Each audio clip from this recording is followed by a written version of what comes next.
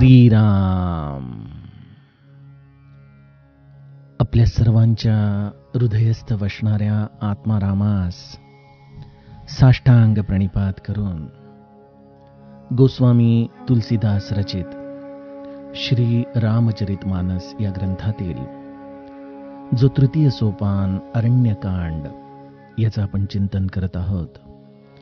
सज्जन हो, हे आपलाच कथा चिंतन क्रमांक 783. प्रभू रामचंद्र माता शबरीच्या आश्रमामध्ये आहेत. माता शबरीने अत्यंत मनोभावे त्यांचं पूजन केलं, आपल्या हृदयाच्या स्थितीचं निवेदन केलं. हे रामराया, मी कशी आहे? अधमते अधम अधम अति नारी, तीन महमय मती मंद अघारी. मी नीच जातीचे, एक अधम अशी स्त्री आणि त्यातही मतिमंद. प्रभो, तुझी स्तुती करण्यासाठी माझ्याकडे शब्द नाहीत रे.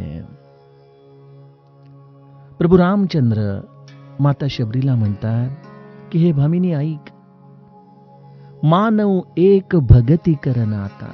मी केवळ एक भक्तीचं नातं मान्य करतो, त्याशिवाय तुमच्या देहाधिष्ठित असलेल्या सर्व गुणांचं माझ्याशी नातं बांधताना काहीच उपयोग होत नाही. जो काही लौकिक मिळालेला आहे तो सर्व काही प्रारब्धाच्या आधाराने येतो, परंतु मिळालेल्या प्रारब्धामध्ये भक्ती करण्यामध्ये खरा पुरुषार्थ आहे. ते जर केलं तर मनुष्य जन्माचं खऱ्या अर्थाने हित केलं, आणि त्याशिवाय सर्व काही प्राप्त केलं तरी देखील ती व्यक्ती कशी आहे? बिनु जल बारिद देखिए जैसा. पाण्याशिवाय असलेला ढग हा जसा केवळ दिखाव्यासाठी आहे, त्याप्रमाणे त्या मनुष्य जन्माचं मला कौतुक नाही जे केवळ या लौकिकाच्या आधाराने प्रतिष्ठा मिळवू इच्छित आहेत, परंतु त्यांच्या जीवनात भक्ती अजूनही प्रवेश करत नाही. सज्जनो, जीवनाचं ध्येय आहे भगवत प्राप्ती, आणि या भगवंताच्या प्राप्तीचा मार्ग आहे भक्ती. या भक्ती मार्गावरती चालण्याचं शास्त्र प्रभू रामचंद्र माता शबरीला सांगत आहे. एक एक टप्पा आम्हाला या भक्ती मार्गाच्या अत्यंत उच्च अशा अवस्थेमध्ये, जिथं भगवंतावरती निरतिशय प्रेम करण्याची, त्याच्यावरती समर्पित होण्याची कला जीवाला साध्य होते, ते शास्त्र, त्याचे टप्पे काय आहेत? यातील प्रथम टप्प्याचं काल आपण चिंतन बघितलं की प्रथम भगती संतन कर संगा. संतांची संगत हा भक्ती मार्गामध्ये प्रवेश करण्यासाठी सर्वप्रथम टप्पा आहे. देहाने संताची संगत मिळणं यासाठी खूप सद्भाग्य लागतं. श्री महाराजांच्या बरोबर देखील असलेल्या अनेक लोकांपैकी किती जणांना खरं श्री महाराजांचं स्वरूप कळालं असेल? त्यामुळे श्री महाराज म्हणायचे की मला जर कोणी जाणलं असेल काही अंशामध्ये, तर ते केवळ ब्रह्मानंदांनी जाणलं. यातून एकच निष्कर्ष निघतो सज्जनो, की संताची देहाच्या आधाराने साथ मिळणं हे अत्यंत मोठं सद्भाग्य, परंतु त्यापेक्षा देखील परम सद्भाग्य आहे की त्या संताची मानसिक स्थिती, तो ज्या अवस्थेमध्ये जगत होता त्या अवस्थेमध्ये आपलं मन स्थिर करण्याची, त्याची अनुभूती घेण्याची पात्रता आपल्या जीवनामध्ये निर्माण होणं. आणि त्यामुळे गोस्वामीजींनी अत्यंत चपखलपणे शब्द वापरलाय की संतन कर संगा. हा सर्व संग मानसिक आहे. देहाने मिळाला उत्तम, नाही मिळाला तरी आज या चैतन्य रूपाने आपल्या सद्गुरूंचा आम्हाला मानसिक संग निश्चितपणे करता येतो, आणि श्री महाराजांना खऱ्या अर्थाने तेच अभिप्रेत आहे. संताचा मानसिक संग म्हणजे तो ज्या तत्वासाठी जगला ते तत्व आपल्या जीवनाचं ध्येय करणं. त्याने ज्या साधनेचा पुनरुच्चारण केलं तो साधन मार्ग आपल्या जीवनामध्ये उतरवणं, त्यावरती नित्य चालत राहणं. संताचा संग करणं म्हणजे त्याला आवडेल तसं वागणं. संताचा संग करणं म्हणजे संतांच्या वचनाच्या आधाराने आपल्या जीवनाचं शिल्प घडवणं. अशा रीतीने सज्जनो, संत हा जर देहाधिष्ठित जरी मिळाला तरी आम्हाला त्याचा संग म्हणजे नेमकं काय हे कळालं पाहिजे. आणि जर संत आज चैतन्य रूपामध्ये असेल तर खऱ्या अर्थाने संताच्या संगाची ही व्याख्या आम्ही आमच्या जीवनामध्ये नीट उतरवली पाहिजे. संत संगतीशिवाय आमच्या जीवनामध्ये या भक्ती मार्गाचा प्रवेश होऊ शकत नाही. आम्हाला जीवनाचं ध्येयच कळू शकत नाही. काय देतो सद्गुरू आम्हाला? आम्हाला तो मार्ग दाखवतो की बाळा, या मनुष्य जन्मामध्ये तुझा सर्व देहाधिष्ठित कर्तव्यांचा भाग पूर्ण करत असताना या भक्ती मार्गाचा तू पुरुषार्थ कर. अत्यंत उत्कटपणे भगवंताला आळव. आणि याचं खरं शिक्षण आम्हाला जर कोणी देत असेल तर तो आमच्या जीवनात आलेला सद्गुरू रूपी संत आम्हाला देतो बघा.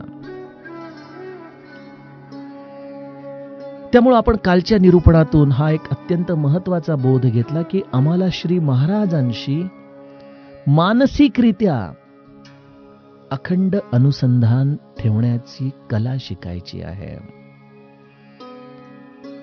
आपलं मन श्री सद्गुरुरायाच्या भोवती किती प्रमाणामध्ये फिरतं आहे त्याची आज एक चाचणी परीक्षा या दुसऱ्या भक्तीच्या आधाराने गोस्वामीजी आम्हाला सांगत आहेत. जी वाणी प्रत्यक्ष प्रभू रामचंद्रांची आहे, जी गोस्वामीजींच्या लेखणीतून उतरलेली आहे, जी परमभक्त माता शबरीला सांगितली जाते, त्या या दुसऱ्या भक्तीचं वर्णन गोस्वामीजी आज आमच्या समोर ठेवतात. काय आहे दुसरी भक्ती? दुसरी रती मम कथा प्रसंगा.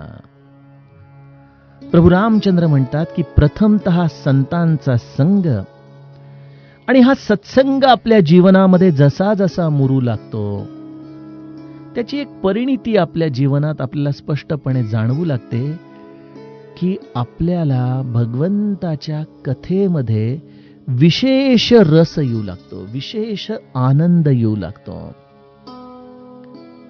आणि हा आनंद कसा आहे? रती म्हणजे अत्यंतिक प्रेम या कथा प्रसंगामध्ये या सत्संगतीच्या आधाराने आम्हाला प्राप्त होतं. मी आपणास म्हटलं की सत्संगती आम्ही किती मानसिक पातळीवरती करतो याचं हे मोजमाप आहे की भगवंताच्या कथेमध्ये आमचं मन किती रमतं. का मी ह्याला चाचणी परीक्षा म्हणतो? श्री महाराजांचंच एक वाक्य आहे की तुम्ही नामस्मरणाला घट्ट धरून राहा, मी तुमच्या मनाची जागा घेईन. आणि महाराजांच्या मनाला नेमकं काय आवडतं? प्रभू रामचंद्रांचं नाम, प्रभू रामचंद्रांची कथा, प्रभू रामचंद्रांचं सगुण रूप. या पलीकडे श्री महाराजांना काय आवडत असणार? आणि त्यामुळं मला श्री महाराज किती प्रमाणामध्ये धरून आहेत याचं मोजमाप मी कसं करावं की जे श्री महाराजांना अत्यंत प्रिय आहे अशा रामकथेमध्ये, अशा भगवत कथेमध्ये, अशा त्याच्या नाम संकीर्तनामध्ये, अशा त्याच्या सगुण रूपामध्ये मला किती विशेषत्वाने प्रेम येतं, विशेषत्वाने आनंद येतो. सज्जनो, हा एक जरी सांगायला अत्यंत छोटासा असा गुणधर्म असला तरी त्यामागे एक खूप मोठी मनोभूमिका आहे बघा. बघा, आपण लहानपणापासून रामकथा ऐकत आलेलो आहोत. रामायण सांगायचं झालं तर केवळ 5 ते 10 मिनिटांमध्ये देखील आपण संपूर्ण रामायण लहानपणी सांगू शकायचो. मी आपणास एकदा म्हटलं होतं की आज आपली ही आता 783वी कथा चालली आहे आणि न जाणे ह्यापुढे देखील अजूनही कितीशे 500 कथा श्री महाराज आपल्याकडून करून घेणार आहेत. म्हणजे एवढा प्रदीर्घ काळ ही रामकथा आपली चालू आहे. जी कथा केवळ 5 ते 10 मिनिटांमध्ये सांगता येते, तिचा एवढा विस्तार देखील होतोय, एवढं त्याच्यामध्ये ऊर्जा लागत आहे. ते सांगण्यासाठी तेवढा वेळ काढावा लागतोय. हे सगळं जोपर्यंत आपल्या अंतःकरणात त्या कार्याविषयी प्रेम नसेल, तर ते कार्य आपल्या जीवनामध्ये कृतीमध्ये येऊ शकत नाही बरं का. अनेक बुद्धिजीवी मंडळी म्हणतात, अहो त्या रामायणामध्ये काय आहे, ते पुराण शास्त्र आहे. परमार्थामध्ये या पुराण कथांचा काय उपयोग, असा देखील अनेकांना प्रश्न पडतो. अनेक बुद्धिवादी लोक म्हणतात की या सर्व सगुणाच्या कथा आपल्याला परमार्थामध्ये विशेषत्वाने काही प्रदान करू शकणार नाहीत. जर परमार्थ समजून घ्यायचा असेल तर अद्वैत वाचलं पाहिजे. अद्वैताशिवाय आम्हाला परमार्थामध्ये नेमकं स्वरूप काय आहे भगवंताचं हे कळू शकत नाही. भगवंताच्या कथेमध्ये मन न रमण्याची आणखीनही काही कारणं असतात. लोक म्हणतात, अहो ती कथा किती वेळा ऐकायची. बघा, परंतु मी नेहमी उदाहरण देतो की जर आपण सकाळी उठलो आणि चुकून चहाच्या कपाबरोबर वर्तमानपत्र वाचण्याची जी आपली नित्य सवय असते, त्यामध्ये चुकून जर कालचं वर्तमानपत्र आलं तरी देखील आपण लगेच झिडकारून त्याला टाकतो की अरे हे तर कालचं आहे, शिळं आहे. 24 तासामध्ये वर्तमानपत्र नकोसं होतं. ही रामकथा इतके अनंत शतक, इतकी अनंत युग संत गातायत. परंतु जसं आपण आपल्या उपासनेमध्ये म्हणतो की नित्य नवा आनंद ओवाळीता श्रीमुख, त्याप्रमाणे रामकथा प्रत्येक युगामध्ये, प्रत्येक काळामध्ये एक नवीन आनंद, एक नवीन चेतना, एक नवीन प्रेरणा आमच्यासारख्या या भगवत प्रेमींना प्रदान करत असते. मनामध्ये शंका असेल, मनामध्ये जर संभ्रम असेल, तर रामकथेमध्ये मन रमणं हे अत्यंत अवघड होतं बरं का. तीच कथा पुन्हा पुन्हा ऐकण्यासाठी, या कथेमध्ये आपलं मन रमण्यासाठी संतांची आपल्या जीवनामध्ये कृपा होणं हे अत्यंत आवश्यक आहे. भगवंताच्या कृपेशिवाय, संतांच्या कृपेशिवाय त्या भगवंताच्या कथा प्रसंगांमध्ये आपलं खऱ्या अर्थाने मन रमूच शकत नाही. काही मंडळी म्हणतात, अहो तीच कथा पुन्हा पुन्हा ऐकण्याचं फळ काय आहे. फळाच्या अभिलाषेने कोणीच कधी कथा ऐकत नाही. पूज्य मोरारी बापू अशा लोकांना फार छान उत्तर देतात. ते म्हणतात की कथा ऐकण्याचं फळ काहीच नाही, कारण फळामधून निघणाऱ्या रसाचंच पान या कथेमध्ये इतकं तृप्त करून जातं की मनुष्याला फळाचीच अपेक्षा राहत नाही. कथेचा रस असा आहे ज्याने तो खऱ्या अर्थाने चाखला,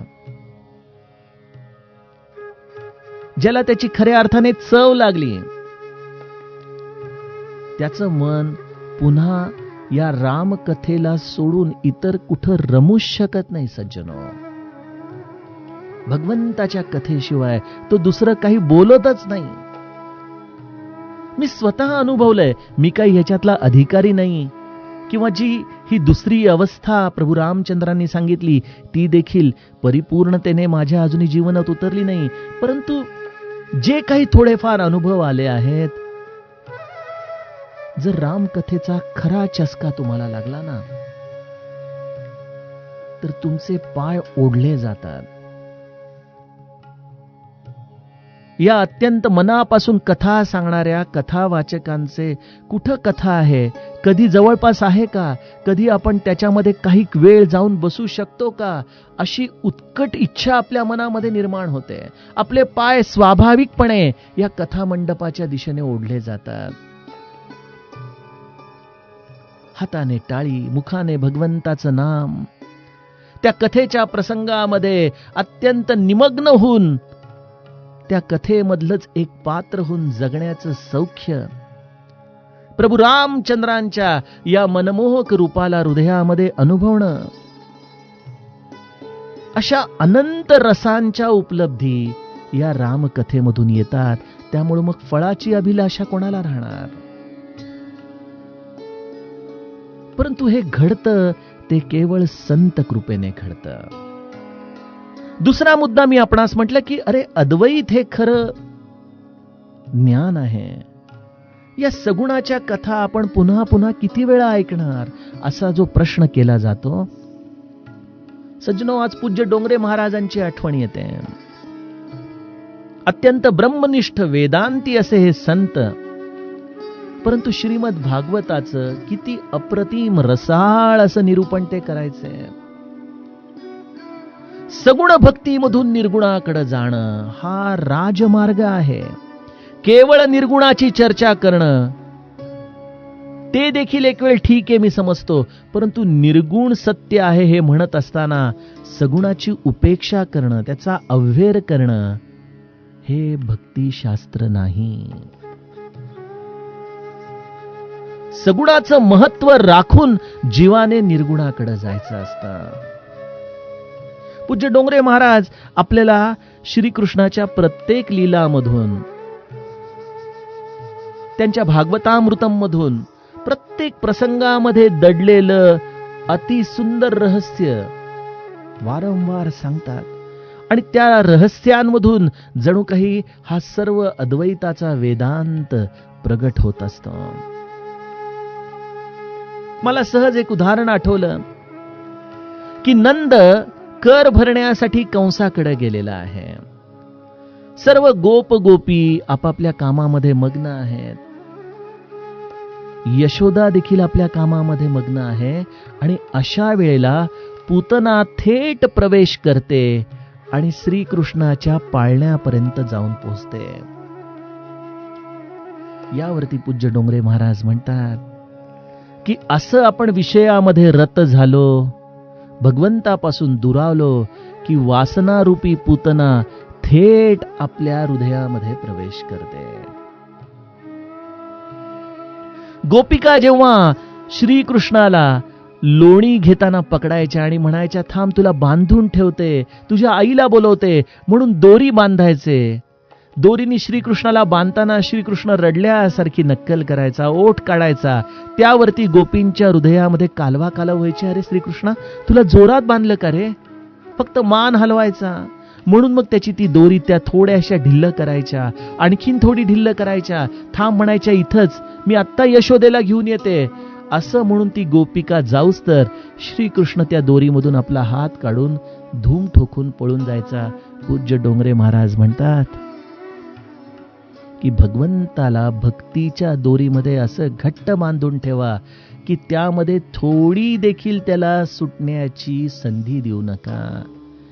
थोडं देखील तुम्ही त्याला सुटण्याची संधी दिली की हा भगवंत जो इतका सूक्ष्म आहे तो तुमच्या हातातून सटकून जातो. किती सुंदर आहे हे. हा रस मी आपणास सांगतो ना की अनंत अद्वैत ग्रंथ वाचा, निर्गुण निराकाराची उपासना करा, परंतु भगवंताचं गोड नाम, त्याची ही गोड कथा एकदा तरी मनापासून ऐकण्याचा प्रयत्न करा. एकदा तरी.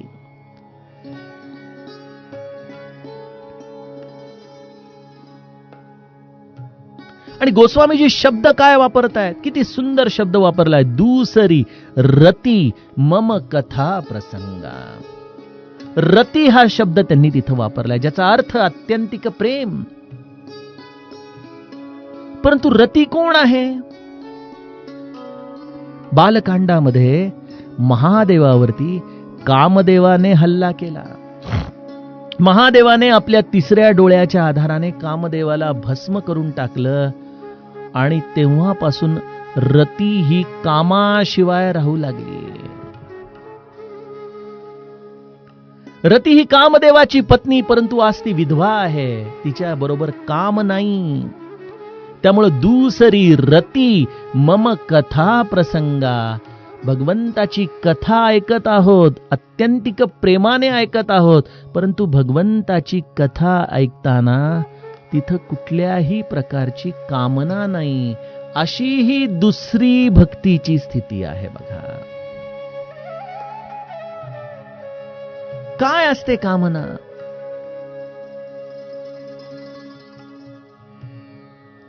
भगवंताची कथा ऐकणं, भगवंताची कथा सांगणं, यामध्ये दोन्हीही अंगांमध्ये कामनांचा विकार हा येऊ शकतो, यात काही शंकाच नाही. वक्ता आणि श्रोता हे भगवंताची कथा सांगत असताना जर त्यांच्यामध्ये कुठतरी अंतरंगात लौकिकाची कुठलीही वासना असेल तर तिथं रती येऊ शकत नाही, तिथं काम राहतो. रती ही कामाशिवाय राहते.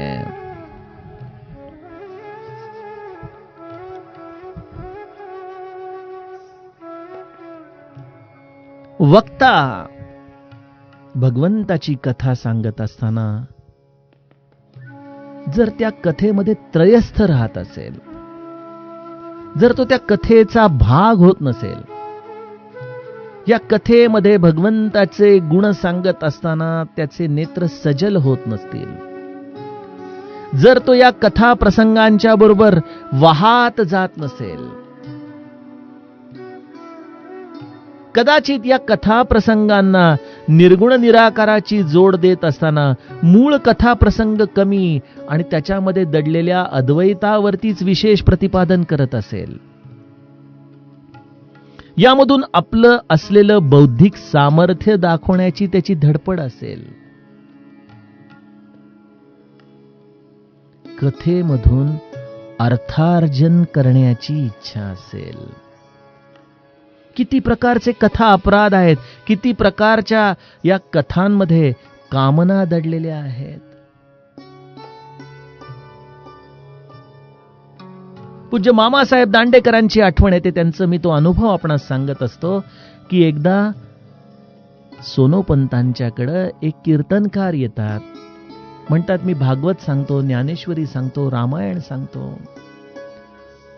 मामा म्हणाले की छान, चांगलं आहे, माऊलीची सेवा करताय, पोट भरण्यासाठी काय व्यवसाय करता? ते म्हणाले हाच व्यवसाय आहे, याच्यावरून चांगलं अर्थार्जन होतं माझं.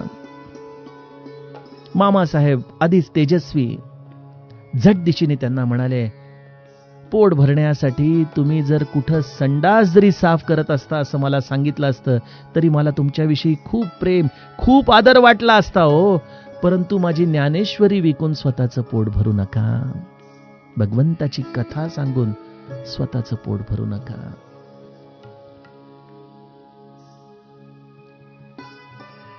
आणि सज्जनो,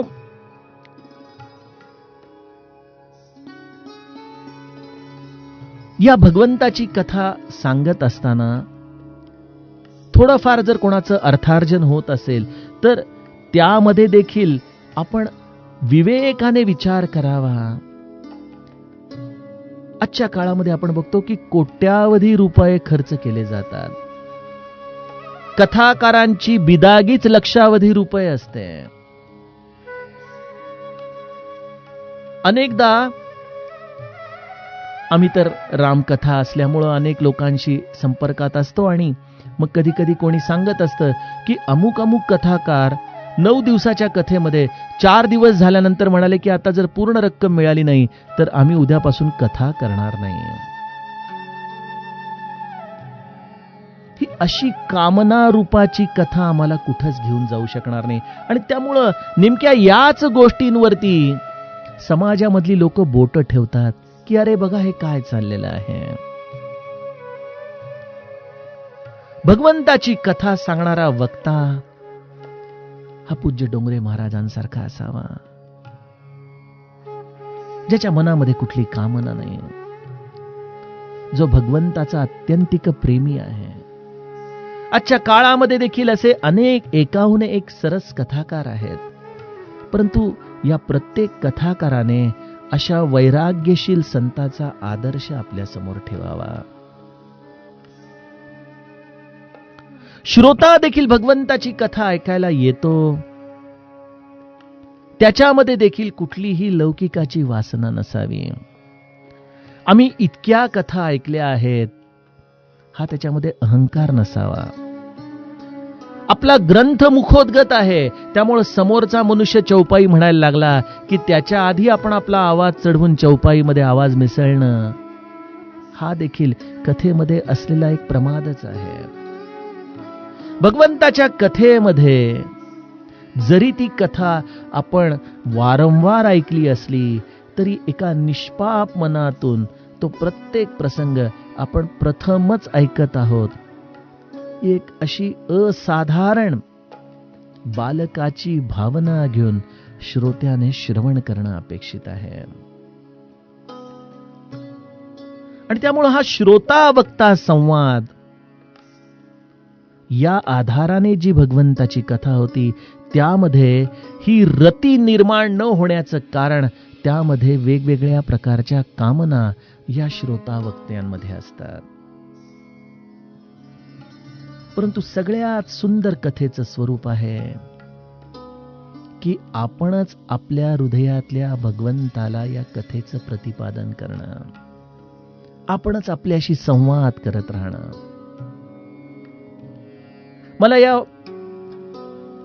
एवढ्या प्रदीर्घ चाललेल्या रामकथेमधून एक जर कुठली सगळ्यात मोठी सुंदर उपलब्धी झाली असेल तर हे दररोज मी रेकॉर्डिंग करतो तेव्हा लोकांना वाटतं की अहो हे म्युझिक वाजवणारे कुठं बसतात, तुम्ही कुठं बसता, हे सगळं कसं होतं. माझ्या या रेकॉर्डिंग रूम मध्ये माझा केवळ हनुमंताचा एक तसबीर आहे आणि त्या रेकॉर्डिंग साठी लागणारा एक कम्प्युटर आहे. मी श्री महाराजांच्याकडे बघत ही रामकथा माझ्या सद्गुरूंना विदित करून सांगत असतो. हा माझा आणि माझ्या सद्गुरूंचा जणू काही संवाद चालतो, ज्याचा हा प्रसाद जणू काही एवढ्या लोकांपर्यंत येतो. जसा एखादा पुजारी मंदिरामध्ये भगवंताची आरती करून बाहेर आल्यानंतर उपस्थित असलेल्या सगळ्यांना आपसुकपणे त्याचा प्रसाद मिळावा, त्याप्रमाणे मी श्री महाराजांच्या मंदिरातला हा कथेचा पुजारी आहे. ते बळ देतात, ते इच्छा देतात, ते सांगून घेतात आणि ते श्रवण करतात. कधी कधी 7-8 दिवस जर मी कथेचा ब्रेक घेतला आणि त्यानंतर मग त्यामुळं रेकॉर्डिंग रूम मध्ये येणं झालं नाही, तर जेव्हा मी पहिल्या दिवशी त्यानंतर येतो, दरवाजा उघडतो, महाराजांचं दर्शन घेतो, पहिली भावना येते, अहो रवी भाऊ कुठं होता इतके दिवस? अहो कथेसाठी आमचे कान तळमळतायत हो. मनामध्ये ही भावना आली ना की बऱ्याचदा थकलेलो असलो तरी पुन्हा या एकांतामध्ये भगवंताची कथा आपल्या श्री महाराजांना, जी त्यांना अत्यंत प्रिय आहे, ती सांगायची अनिवार्य इच्छा येते. सज्जनो, संतांशी तुम्ही काय संवाद करणार? काय हवा पाण्याच्या गप्पा करणार? त्यांच्याशी केवळ प्रपंचाच्याच गप्पा करणार? त्यांनी दिलेला पैसा, अडका, मुलं बाळ, नोकरी, शारीरिक संपत्ती याच्या पलीकडे संतांशी तुम्ही काय संवाद करणार? मला असं वाटतं की जे संतांना अत्यंत प्रिय आहे ते आपण त्यांच्याशी संवाद करावा. आणि त्यांना प्रिय आहे भगवंताची कथा, भगवंताचं नाम संकीर्तन, भगवंताची ही असलेली सगुण रूपाची सुंदर लीला. आणि त्यामध्ये आपलं मन रमू लागलं की समजावं आपण संतांना काही अंशामध्ये आपल्या मनाने घट्ट धरलेलं आहे. ज्या वेळेला कथा ऐकल्यानंतर पुन्हा ही कधी ऐकायला मिळेल अशी अतृप्ती तुमच्या मनामध्ये निर्माण झाली की समजावं खऱ्या अर्थाने कथेचं श्रवण झालं. कथा ऐकल्यानंतर कधीही त्या क्षणापुरते तृप्त व्हा, परंतु लगेच पुन्हा अशी सुंदर कथा, अशी सुंदर संत संगत, अशी या भगवंताच्या लीला नाट्यामागची रहस्य, हे सर्व जाणता जाणता आपण कधी राममय होत, त्याच्या रंगामध्ये आपण कधी रंगून जाऊत, ही आपल्या मनामध्ये भावना निर्माण झाली तर आपण कथेचं खऱ्या अर्थाने श्रवण केलं.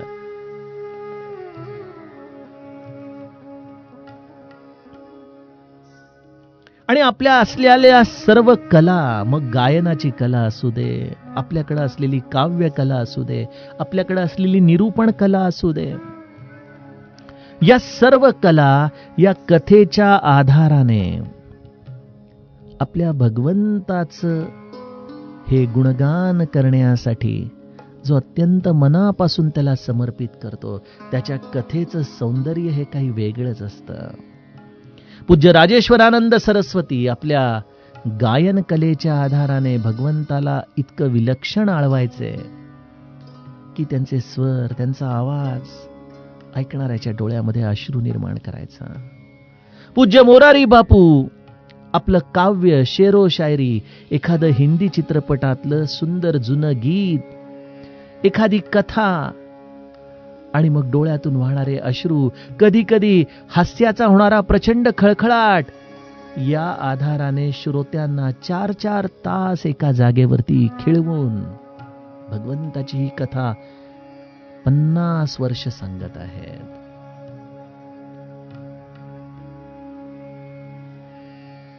आजही आपल्याला असे अनेक उत्तम कथाकार या भगवंताची कथा या समाजामध्ये सांगतात. सज्जनो,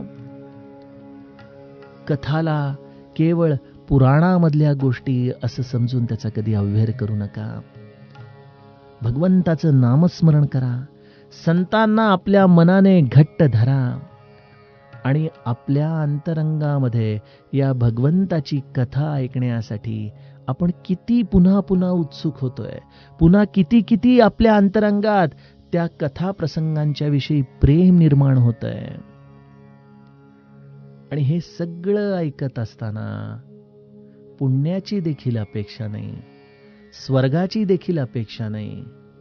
कारण स्वर्ग जे काही म्हणतात त्याची स्थिती कोणी अनुभवलीये, परंतु हो, जो खऱ्या अर्थाने कथेमध्ये रडत असतो, कथेमध्ये हसत असतो, या भगवंताच्या कथा प्रसंगाशी जो तादात्म्य होत असतो, तो या स्वर्ग स्थितीपेक्षा देखील वरची स्थिती या भूलोकावरतीच अनुभवत असतो. असं हे भगवंताचं विशेष प्रेम देणारी ही हरिकथा. अशा हरिकथेचं जरी तुम्ही कितीही बुद्धिमान असला, जरी तुमच्याकडे कितीही वेदांत, कितीही उपनिषदाचं, वेदांचं शास्त्र असलं, तरी देखील या साध्या रामाच्या चरित्रामध्ये ज्याचं मन रमतं आणि जो विशेषत्वाने जिथं जिथं रामायण चाललेलं आहे तिथं अगत्याने आणि आदराने जाऊन बसतो, ज्याला समोरच्या कथाकाराची असलेली लौकिक पातळी पेक्षा देखील त्यामध्ये चालत असलेल्या कथा प्रसंगामध्ये विशेष मन ज्याचं रमत असतं, अशी ही कथा प्रसंगामधली रती ही आम्हाला संत संगतीने प्राप्त होते. ज्याने मनापासून संतांना आपल्या हृदयाशी घट्ट धरलं, त्याच्याच जीवनामध्ये ही क्रांती घडू शकते. सज्जनहो, अशा या दुसऱ्या भक्तीचं महत्व आपल्याला आपण गोस्वामीजींच्या शब्दातून गुरुकृपेने अनुभवलं. आता उद्या यातील तिसरा पडाव आपण अभ्यासूया.